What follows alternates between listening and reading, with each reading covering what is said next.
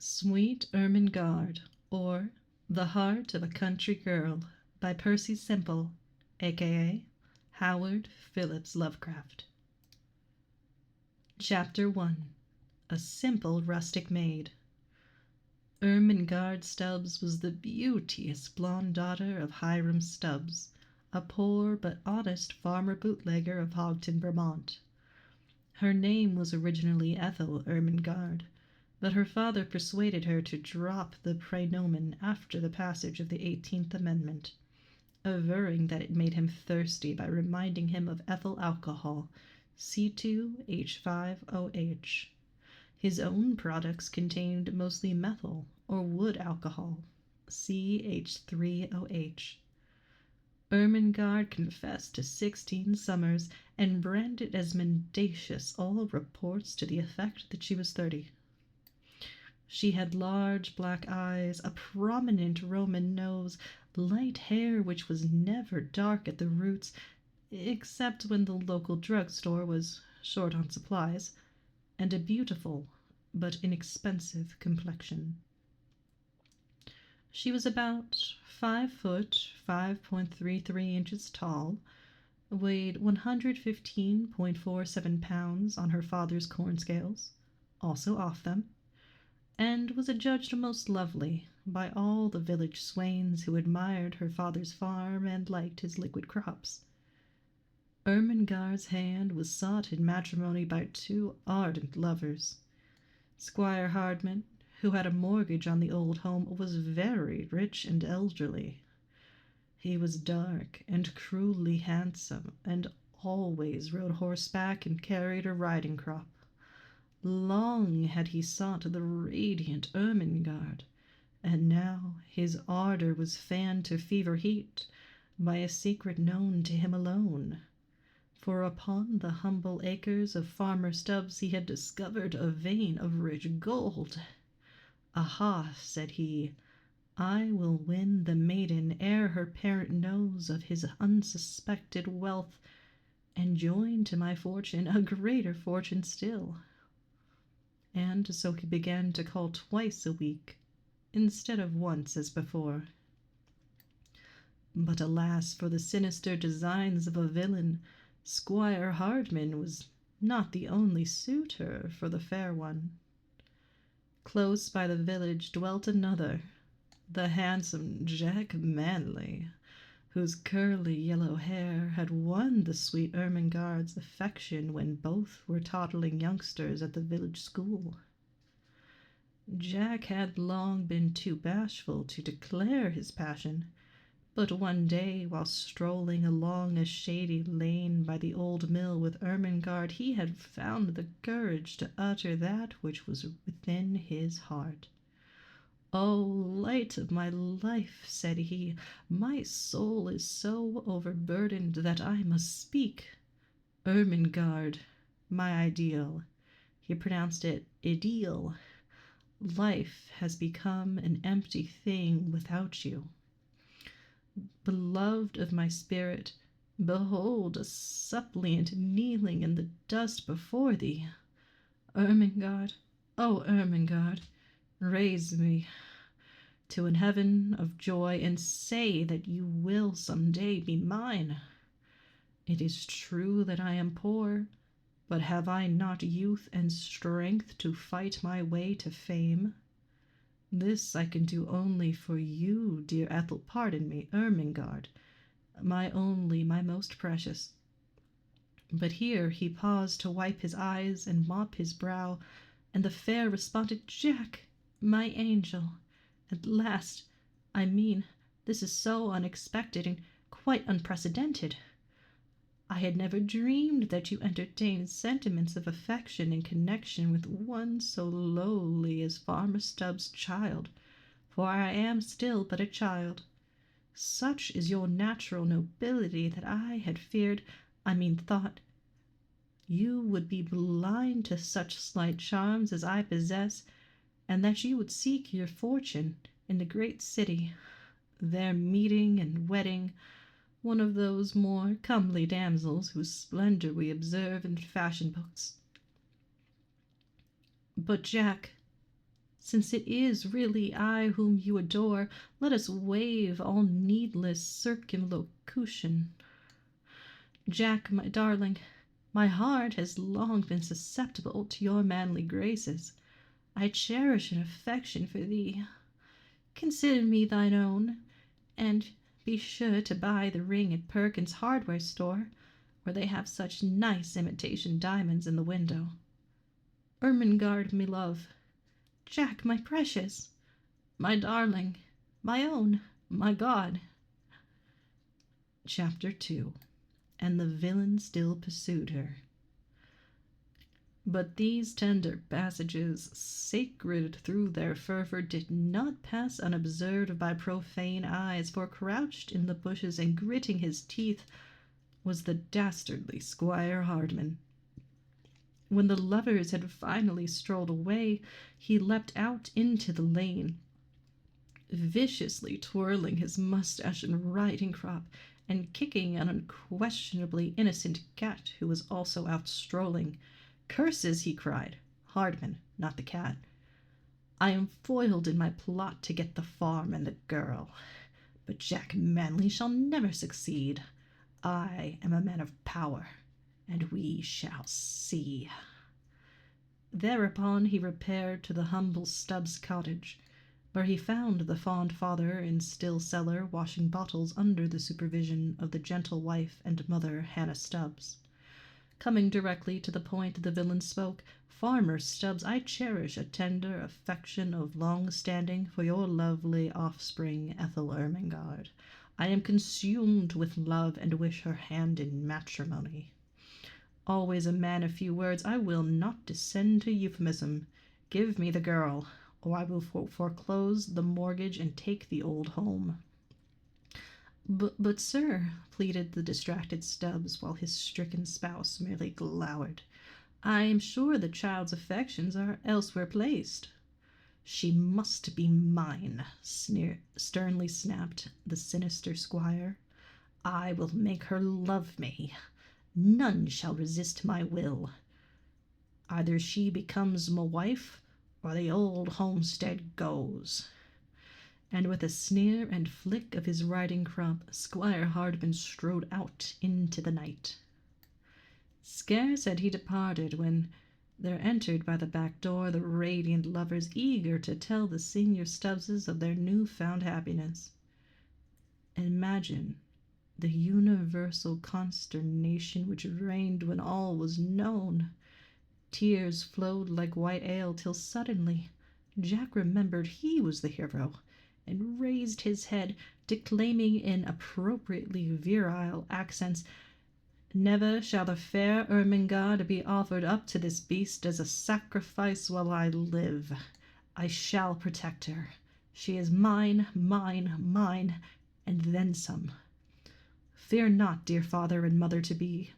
I will defend you all. You shall have the old home still," adverb not noun, although Jack was by no means out of sympathy with Stubbs' kind of farm produce. "And I shall lead to the altar the beauteous Ermengarde, loveliest of her sex. To perdition with the cruel squire and his ill-gotten gold. The right shall always win, and a hero is always in the right. I will go to the great city, and there make a fortune to save you all here the mortgage fall due. Farewell, my love. I leave you now in tears, but I shall return to pay off the mortgage and claim you as my bride." "Jack, my protector. Ermy, my Tootsie Roll.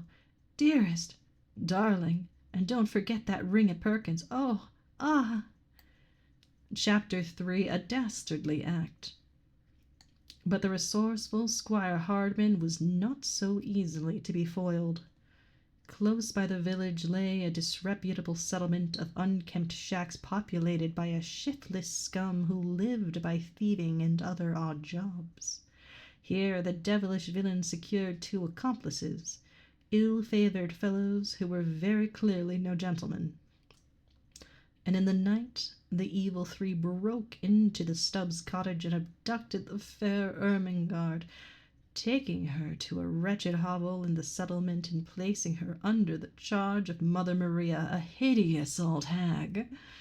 Farmer Stubbs was quite distracted, and would have advertised in the papers if the cost had been less than a cent a word for each insertion. Ermengarde was firm and never wavered in her refusal to wed the villain. "Aha, my proud beauty," quoth he, "I have ye in my power, and sooner or later I will break that will of thine.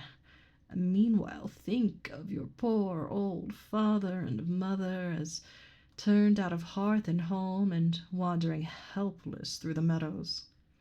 "Oh, spare them, said the maiden. "Never! Ha ha ha ha ha!" leered the brute.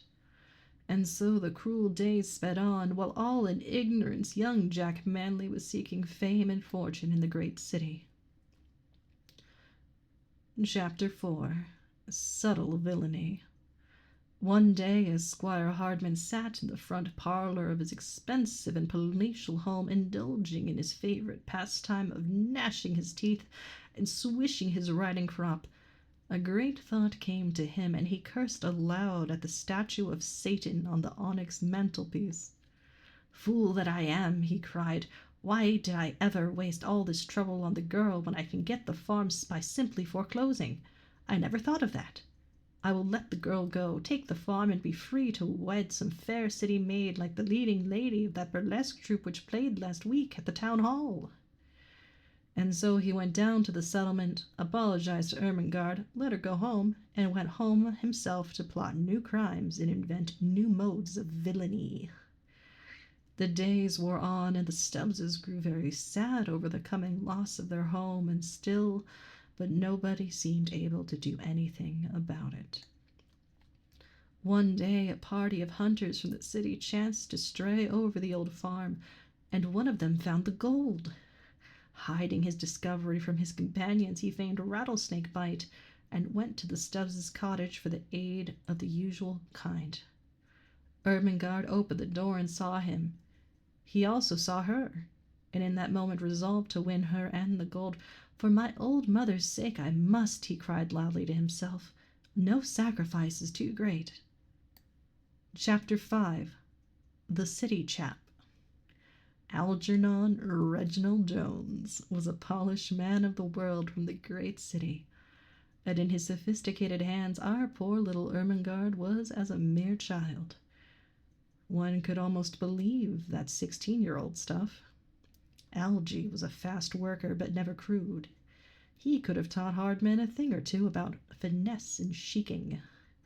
Thus, only a week after his advent to the Stubbs family circle, where he lurked like the vile serpent that he was, he had persuaded the heroine to elope. It was in the night that she went, leaving a note for her parents, sniffing the familiar mash for the last time, and kissing the cat goodbye. Touching stuff. On the train, Algernon became sleepy and slumped down in his seat, allowing a paper to fall out of his pocket by accident. Ermengarde, taking advantage of her supposed position as bride-elect, picked up the folded sheet and read its perfumed expanse, when lo, she almost fainted. It was a love letter from another woman. "Perfidious deceiver," she whispered at the sleeping Algernon, "so this is all that your boasted fidelity amounts to. I am done with you for all eternity." So saying, she pushed him out the window and settled down for a much-needed rest. Chapter 6. Alone in the Great City. When the noisy train pulled into the dark station at the city, poor helpless Ermengarde was all alone without the money to get back to Hogton. "Oh, why," she sighed in innocent regret, "didn't I take his pocketbook before I pushed him out? Oh, well, I should worry. He told me all about the city, so I can easily earn enough to get home, if not to pay off the mortgage." But alas for our little heroine, work is not so easy for a greenhorn to secure. So for a week she was forced to sleep on park benches and obtain food from the bread line. Once a wily and wicked person, perceiving her helplessness, offered her a position as a dishwasher in a fashionable and depraved cabaret. But our heroine was true to her rustic ideals and refused to work in such a gilded and glittering palace of frivolity, especially since she was offered only $3 per week with meals but no board. She tried to look up Jack Manley, her one-time lover, but he was nowhere to be found. Perchance, too, he would not have known her, for in her poverty she had perforce become a brunette again, and Jack had not beheld her in that state since school days. One day she found a neat but costly purse in the park, and after seeing that there was not much in it, took it to the rich lady whose card proclaimed her ownership. Delighted beyond words at the honesty of this forlorn waif, the aristocratic Mrs. Van Itty adopted Ermengarde to replace the little one who had been stolen from her so many years ago. "How like my precious Maud," she sighed, as she watched the fair brunette return to blondness. And so several weeks passed, with the old folks at home tearing their hair and the wicked Squire Hardman chuckling devilishly. Chapter 7. Happily Ever Afterward. One day the wealthy heiress Ermengarde S. Van Itty hired a new second assistant chauffeur. Struck by something familiar in his face, she looked again and gasped. Lo! It was none other than the perfidious Algernon Reginald Jones, whom she had pushed from a car window on that fateful day. He had survived. This much was almost immediately evident. Also, he had wed the other woman, who had run away with the milkman and all the money in the house. Now wholly humbled, he asked forgiveness of our heroine and confided to her the whole tale of the gold on her father's farm. Moved beyond words, she raised his salary $1 a month and resolved to gratify at last that always unquenchable anxiety to relieve the worry of the old folks. So one bright day Ermengarde motored back to Hogton and arrived at the farm just as Squire Hardman was foreclosing the mortgage and ordering the old folks out. "Stay, villain," she cried, flashing a colossal roll of bills. "You are foiled at last. Here is your money, now go, and never darken our humble door again." Then followed a joyous reunion, whilst the squire twisted his mustache and riding crop in bafflement and dismay. But hark! What is this? Footsteps sound on the old gravel walk, and who should appear but our hero, Jack Manley, worn and seedy but radiant of face. Seeking at once the downcast villain, he said, "Squire, lend me a 10-spot, will you? I have just come back from the city with my beauteous bride, the fair Bridget Goldstein, and need something to start things on the old farm." Then turning to the Stubbses, he apologized for his inability to pay off the mortgage as agreed. "Don't mention it," said Ermengarde. "Prosperity has come to us, and I will consider it sufficient payment if you will forget forever the foolish fancies of our childhood." All this time Mrs. Van Itty had been sitting in the motor waiting for Ermengarde, but as she lazily eyed the sharp-faced Hannah Stubbs, a vague memory started from the back of her brain. Then it all came to her, and she shrieked accusingly at the agrestic matron. You, Hannah Smith! I know you now. 28 years ago you were my baby Maud's nurse and stole her from the cradle. Where, oh, where is my child?" Then a thought came as the lightning in a murky sky. "Ermengarde, you say she is your daughter? She is mine. Fate has restored to me my old child, my tiny Maudie. Ermengarde, Maudie, come to your mother's loving arms." But Ermengarde was doing some tall thinking. How could she get away with the 16-year-old stuff if she had been stolen 28 years ago? And if she was not Stubbs's daughter, the gold would never be hers. Mrs. Van Itty was rich, but Squire Hardman was richer.